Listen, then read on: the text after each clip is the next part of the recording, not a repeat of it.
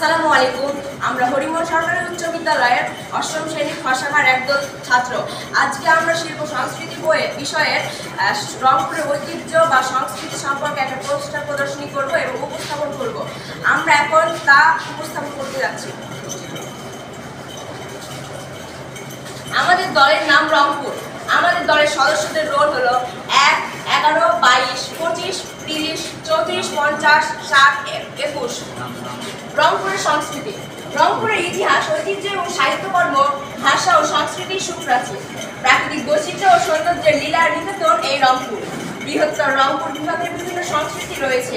সেসবের মধ্যে রয়েছে ভাওয়াইয়া গান, শতরঞ্জি, সাঁওতালি নাচ ও হস্তশিল্প।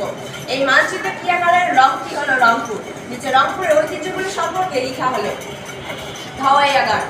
ভাওয়াইয়া মূলত বাংলাদেশের রংপুর এবং ভারতের পশ্চিমবঙ্গের কোচবিহার ও আসামের গোয়ালপাড়ায় প্রচলিত এক প্রকার পল্লীগীতি। এই সকল গানের বৈশিষ্ট্য হচ্ছে এই গানগুলোতে স্থানীয় সংস্কৃতি, জনপদের জীবনযাত্রা, তাদের কর্মক্ষেত্র, পারিবারিক ঘটনাবলী ইত্যাদি সার্থক প্রয়োগ ঘটেছে। ভাওয়াইয়া কথাটির উৎপত্তি সম্পর্কে অনেক মতবাদ রয়েছে। ভাব, মনের অনুভূতি, ভাব যোগিয়া, অর্থাৎ যে সমস্ত মনের মধ্য দিয়ে মনের অনুভূতি প্রকাশ করা হয়। অনেক ভাওয়াইয়া শিল্পীগণ রয়েছে, তাদের মধ্যে আব্বাসউদ্দিন আহমদ ভাওয়াইয়া সম্রাট, প্রতিমা বড়ুয়া পাণ্ডে যিনি ছিলেন ভাওয়াইয়া সম্রাজ্ঞী, কল্পনা পাটোয়ারি, গঙ্গাচরণ, নায়েব আলী টেপু ইত্যাদি। আপন ভূমি রংপুরের শেকড়ের গান ভাওয়াইয়া। এর মূল বাদ্যযন্ত্র হল দোতরা। ভাওয়াইয়া গান দুই প্রকার, দীর্ঘ সুর বিশিষ্ট ও চটকা সুর বিশিষ্ট। এখন আমাদের একজন ভাওয়াইয়া গান পরিবেশন করবে। ঘাটের উপরে দিয়া বাদাম, বৈশালী গানে দোতারা বাজান, প্রাণ কান্দে মোর তোর পাইয়া গানে রে। এবার আমরা উপস্থাপন করতে যাচ্ছি সাঁওতালি নাচ সম্পর্কে। সাঁওতালদের নৃত্য হলো মূলত আনন্দের নৃত্য। সাঁওতালদের যেমন নৃত্য রয়েছে তেমনই সাঁওতালি লোকসঙ্গীত রয়েছে, যা সাঁওতাল সংস্কৃতির উৎকৃষ্ট ও সজীব উপাদান। সাঁওতাল সম্প্রদায়ের বছর শুরু হয় ফাল্গুন মাস। ফাল্গুন মাসের সবচেয়ে আকর্ষণীয় দিক হলো সাঁওতাল মেয়েদের দলবদ্ধ নৃত্য। এই নৃত্যে পুরুষেরা বাজায় ধামসা, মাদল, ইকারা ও বাঁশি। তারা পরনে থাকে ধুতি, মাথায় পরে কখনো ময়ূরের সরু পালক, কখনো মোটা একগুচ্ছ পালক, কখনো শুধু লাল রঙের কাপড়। মেয়েরা কোমর জড়িয়ে শাড়ি পরে।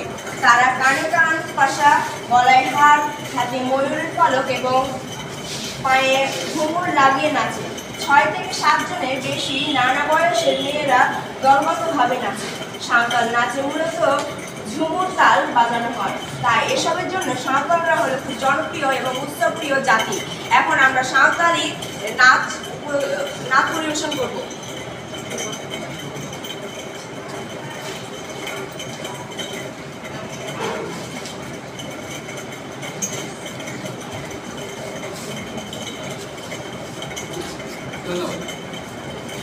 আবার আমরা উপস্থাপন করতে যাচ্ছি রংপুরের হস্তশিল্প সম্পর্কে। রংপুরের মিঠাপুকুর থেকে প্রতি মাসে 20 থেকে 25 লাখ টাকার হস্তশিল্প পণ্য বিদেশে রপ্তানি করা হয়। ভোগলা পাতা, পাট, বেত, বাঁশ, কাঠসহ নানান ধরনের লতাপাতা দিয়ে তৈরি পণ্যগুলোর মধ্যে রয়েছে বিভিন্ন প্রকার ঝুঁকি। এর মধ্যে রাউন্ড বাস্কেট, ইউসেফ বাস্কেট, ওভাল বাস্কেট ইত্যাদি উল্লেখযোগ্য। আমেরিকা, নেদারল্যান্ড, জার্মানি, অস্ট্রেলিয়া, সংযুক্ত আরব আমিরাত সহ বিশ্বের প্রায় 20টি দেশে উৎপাদিত এসব পণ্যগুলো রপ্তানি করা হয়। প্রতিদিন প্রায় 300 জন নারী সহ 4 বা 500 শ্রমিক কারখানায় ও নিজ বাড়িতে এসব পণ্য তৈরি করে। এবার আমরা উপস্থাপন করতে যাচ্ছি রংপুরের ঐতিহ্য শতরঞ্জি সম্পর্কে। শতরঞ্জি হলো এক প্রকার কার্পেট। শব্দটি ফার্সি শতরঞ্জ থেকে এসেছে। শতরঞ্জ হলো দাবা খেলার ছক।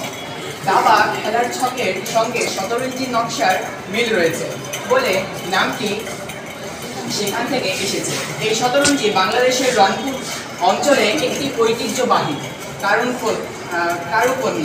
প্রায় 700 বছরের প্রাচীন ইতিহাস রয়েছে এই কারুপণ্যের। মূলত আসন, সৌখাও, দেওয়াল, মাদুর হিসেবে শতরঞ্জ ব্যবহার করা হয়। শতরঞ্জকে রংপুর অঞ্চলের মানুষ বৃত্ত ও অভিজাত্যের প্রতীক হিসেবে গণ্য করে। ইতিহাস থেকে জানা যায় 13শ শতাব্দীতে ও এই এলাকায় শতরঞ্জির প্রচলন ছিল। রাজা বাদশাহের গৃহে এর ব্যাপক কদর ছিল। মোগল সম্রাট আকবরের দরবারে শতরঞ্জি ব্যবহার করা হতো বলে ইতিহাস থেকে জানা যায়।